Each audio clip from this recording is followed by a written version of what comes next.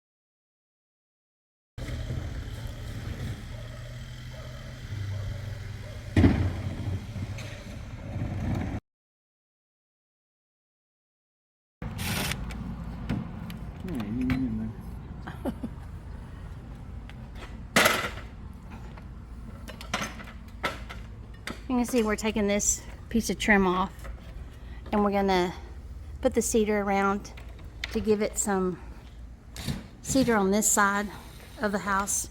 Like we already put the cedar here. And y'all remember that it had that green trim around here. We took that off.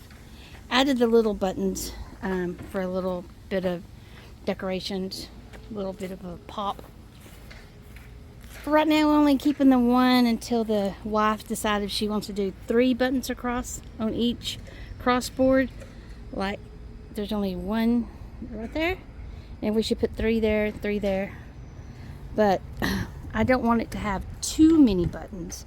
But comment below and tell me if you like the 1 button on each crossboard, or you think we should put 3.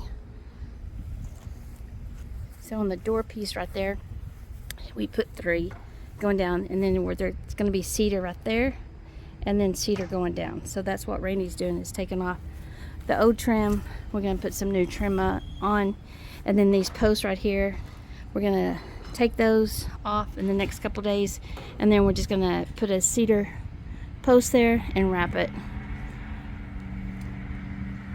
And then later we're going to pour some more concrete here, and then we're going to pour concrete here because of the slope, and then we're going to stamp it and stain it. So stay tuned.